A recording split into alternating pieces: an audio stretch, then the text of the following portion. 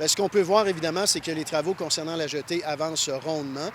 Présentement, les gens se disent peut-être qu'il y a moins de travaux. C'est tout à fait normal parce que, pour des raisons notamment environnementales, bien, il y a une certaine restriction en termes de travaux, c'est-à-dire qu'on ne peut pas travailler proprement dit dans le fleuve Saint-Laurent, avoir des interventions massives dans le fleuve Saint-Laurent. Il y a une période de restriction. Il y a certains travaux qui vont pouvoir reprendre au début du mois d'août, mais quand même, les travaux importants vont reprendre seulement en septembre.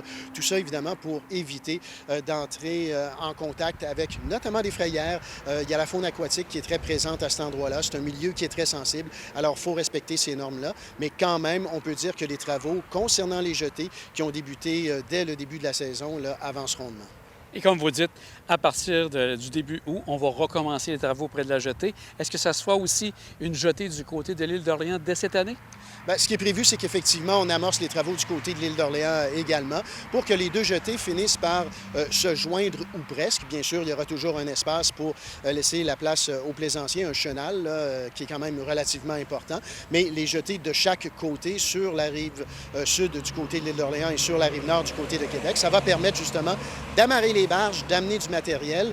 On comprendra qu'avec le pont actuel, évidemment, on est un peu limité dans le transport de matériaux. C'est tout à fait normal. Il y a d'ailleurs des matériaux qui sont déjà entreposés au port de Québec présentement, qui vont être acheminés par barge sur le site de construction du nouveau pont de l'île d'Orléans.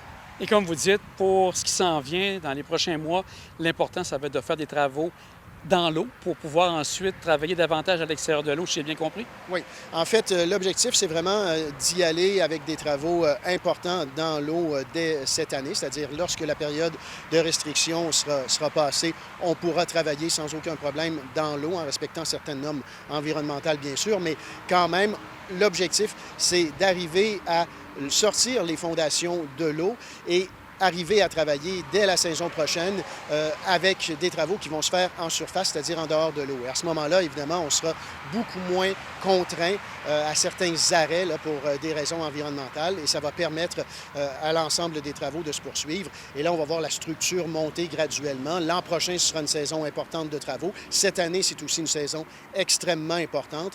Alors, on peut dire que l'objectif cette année, c'est d'aller poser des pieux. Il y aura d'abord des pieux, vous savez qu'on doit enfouir à 80 mètres dans le sol pour atteindre le roc. Il y a un peu plus d'une cinquantaine de pieux qui seront à cette profondeur-là. Par la suite, les assises du pont, c'est-à-dire les fondations du pont, vont être construites sur ces pieux. Et l'objectif, c'est d'arriver à ce que les fondations soient sorties de l'eau cette année et l'an prochain, qu'on puisse travailler en dehors de l'eau pour avoir le moins de restrictions possible. Vous êtes toujours en collaboration avec le groupe Héritage pour pouvoir faire les différents liens ministère des Transports et groupe Héritage. Vous avez des rencontres régulières avec eux?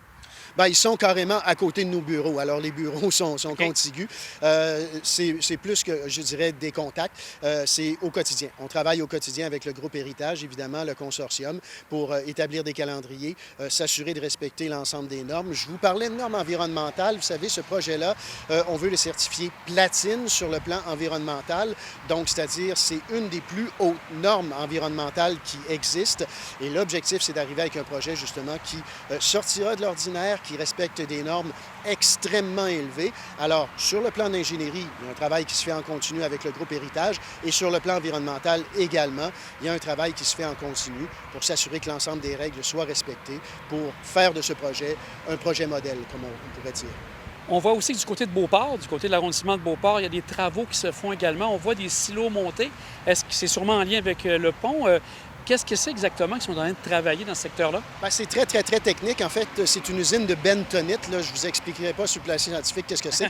C'est un matériel qui va servir lors de la construction des fondations. Mais il y a une usine de bentonite, évidemment, qui sera installée. Plutôt que de transporter tout ça par camion, il y a une usine de production de bentonite qui sera sur place. Et ça va nous permettre, justement, d'utiliser ce matériel-là à proximité du chantier pour les fondations notamment. C'est très complexe, là. C'est un matériel qui sert à isoler en quelque sorte le caisson des fondations et nous permettre de travailler à sec.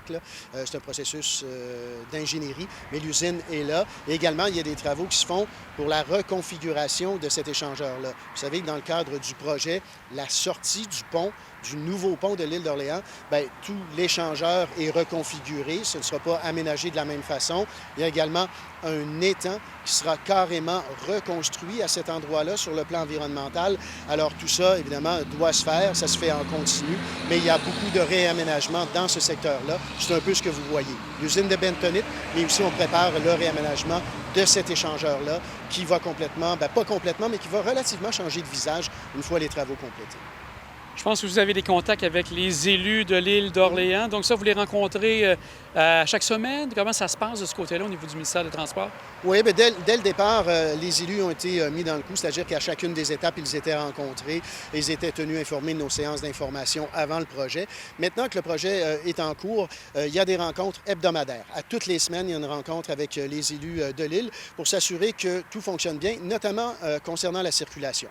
On le sait, c'est un enjeu très important pour les citoyens de l'île, c'est-à-dire qu'il y a beaucoup d'activités en période estivale qui se fait sur l'île d'Orléans. Cueillette de fruits, bien sûr, il y a la saison des pommes qui s'en vient, c'était celle des fraises là, qui est en cours présentement au moment où l'on se parle. Alors c'est clair que quand on arrive de belles fins de semaine pleinement ensoleillées, les gens veulent profiter des plaisirs de l'île d'Orléans. Le ministère des Transports et de la Mobilité durable en est pleinement conscient. Donc on travaille avec les élus sur des mesures qu'on pourrait mettre en place si jamais il y a de la congestion trop importante là, pour pouvoir assurer une fluidité et que les gens puissent sortir de l'île et entrer à l'île sans trop de problèmes.